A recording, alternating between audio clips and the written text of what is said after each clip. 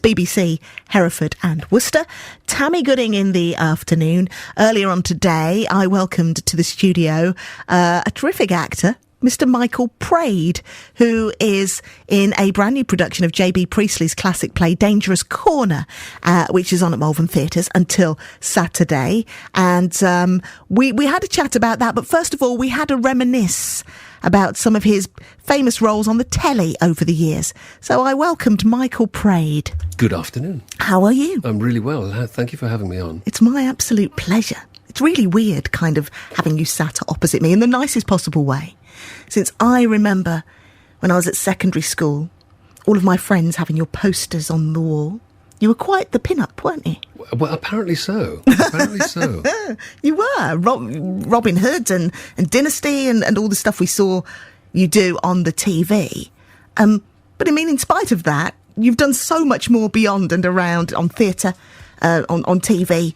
But just for me, because of that point of time in my life and the fact that you appeared in Number One magazine and Smash Hits and Look In and whatever else was around at the time, you were just the pin-up. Yeah, I got very lucky.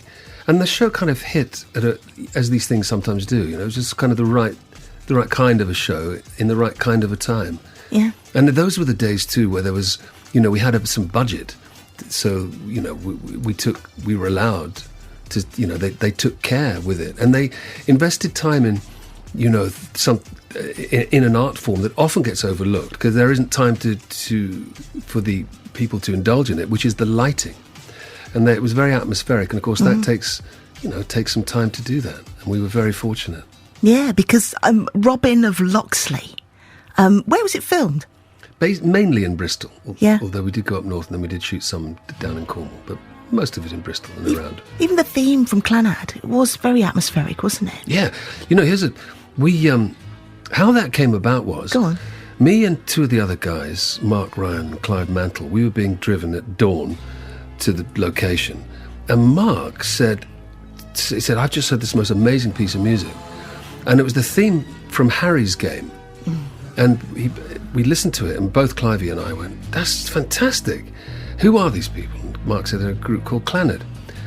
One of us, and I don't think it was me, but one of us said, do you know what, wouldn't this kind of thing, wouldn't this be great music for our show? Because at that time they hadn't got any music sorted out. And we all went, yeah. And so it was with a bit of trepidation that we went to the producers, because it's none of our business to get involved in what...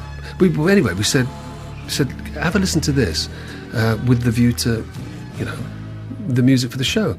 And Paul Knight, the producer, had listened to it, thought we were geniuses, got in contact with Clannad, and that's what happened. Oh, it's super. Isn't that brilliant? Yeah, it is. And I just loved your take on Robin of Locksley there. How do you take a legend like that? How much of it is you? How much of it is the director? How much of it is the script? Obviously, it all comes together to make this character on the screen. But your take on that legendary story, because we'd seen it so many times before and indeed since. But how did you create your Robin? Well, I think that the absolute truthful answer to that is it's 99.9% a question of Kip Carpenter, the writer. Mm-hmm. You know, this is a guy who, and let's not forget, there's tremendous skills in writing. That's another thing that sorely gets missing in the Academy Awards. I'm mystified as to why whenever he or she wins the damn thing, the first thing, apart from before you get to your friends and your loved ones, is to thank the writer, because he started it. You literally wouldn't be standing there were it not for him in a bunker somewhere. Maybe he finds it really easy. I doubt it. You know, these things are hard to write. So Kip sat down and introduced a whole bunch of different elements to the legend of Robin Hood that hadn't hitherto been done before. The kind of mysticism thing, the characters he created. And so for me, it was, you know, it wasn't. It was all kind of done. It was all sort of obvious. Well, I'll just do this. And of course, you know, then you get the skills of the producers and the director, in this case Ian Sharp, who was a brilliant man, is a brilliant man, but particularly for us novices, because none of us had done much, if any, work before on film. The one thing that Ian did was he he would play, if you can believe it, he'd play games, like to make us laugh, which we all thought was rather interesting and great fun. But what we didn't realise, and what he did realise, was he was demystifying the camera, that box that's here. Because Tom Hanks said a very interesting thing, which is quite true. He said, acting is really easy, actually. Anyone could do it. Anyone. He said, but you can't be intimidated by the camera. And some people can. There was a director, I think it was Franco Zeffirelli, famous film director, and if it wasn't him, it was someone else. Doesn't really matter, but nevertheless, a world-class famous director, directing a scene on a table, a whole bunch of people on a table, and a waiter, very simple, has to come in and say to someone something like, would you like some wine, and then give a line of plot that's fundamental. It's like he's got three lines. It's nothing. So they do the master shot, which is everything you're going to see, and then they come in to the coverage, and it gets to the waiter's close-up. And on the waiter's close-up, the waiter was just shaking and unable to do, and so they get to take 50. And Zeffirelli, this world-class director, is unable to get this guy to be natural. So makes a couple of phone calls to producers, basically saying, we're going to have to reshoot this master, and we need to get anyone but this guy because he's useless. Get him off my set now, which is exactly what happened. And they reshot it. Now we cut to 5, 10, whatever it is, years later. Franco Zeffirelli's in a film as an actor. He's got a very small part. Okay. They do the master, it gets to his close-up, and all of a sudden, he's intimidated by the lens. Anthony Quinn, an actor, every morning, apparently, when he would turn up on set, he'd go up to the camera and say, hello, my darling. Did you have a good night? Because we're going to have a great day today. And another actor went up to him once and said, Tony, have you lost your mind? What the hell are you doing? Yeah. And he said, it might seem crazy to you, he said, but I treat this camera as my lover, the best lover I've ever had in my life. I'm in love with this woman. And we're going to make great things. And I so understand that. It's just because it can be, if you imagine, it can be really intimidating. And I've seen it. People get intimidated by it. They kind of, for want of a better word, freeze. They don't, but they just, something changes by virtue of this thing being here.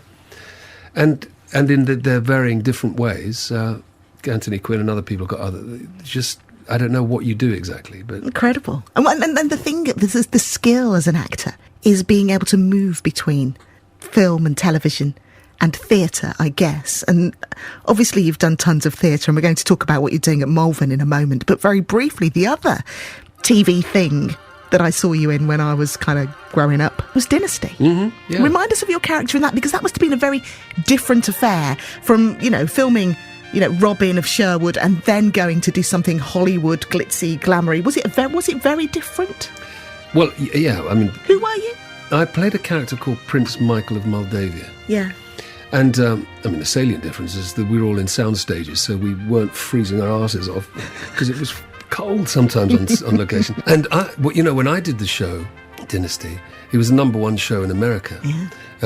And whereas Robin Hood sort of can stand the test of time because it's set in ye olden days, I think if you watch Dynasty now, you just fall over laughing. Yes, I'm sure.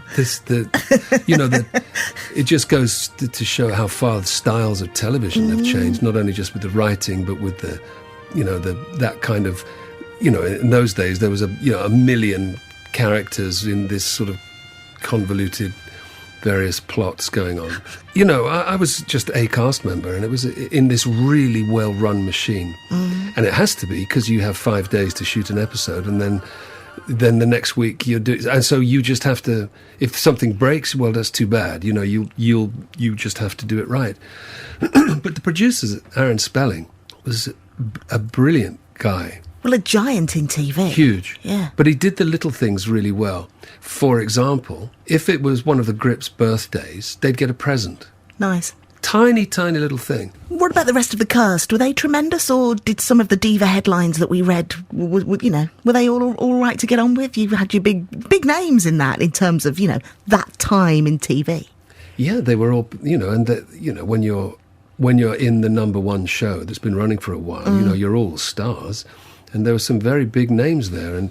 And you're talking about behaviour, I was quite intimidated Really? Yeah, because I'd watched the show. I actually preferred Dallas, if I'm going to really put my cards on the table. But I used to watch Dynasty as well. And of course, I knew a lot of the from stuff they'd done before, John Forsythe and Joan Collins. I mean, I find it intimidating to meet famous people because you can't stop yourself thinking, I'm talking to John Travolta, I'm talking to John Travolta. Do you know what I mean? Yeah. I never saw a shred of bad behaviour. I think in the however many years I've been in the business, I've only come across 2 people who've behaved what I would call monstrously. And they were both riddled with different insecurities, the pair of them. Okay. But I could ask you who. You don't have to tell me. That it would be unfair, I think. It would be unfair. But it was they were people who you had no defences against these people because both of them in different ways, as odd as this sounds, were looking for the hardest route through life. In other words, they'd conceive of scenarios to make things difficult. It sounds odd, that, doesn't it? Almost like self-sabotage. Indeed, that's what it is. Wonder who they were. Interesting stories about filming Dynasty and Robin of Sherwood from actor Michael Praed there, who is starring in J.B. Priestley's classic play Dangerous Corner at Malvern Theatres until Saturday. Before 3 o'clock today, you can hear all about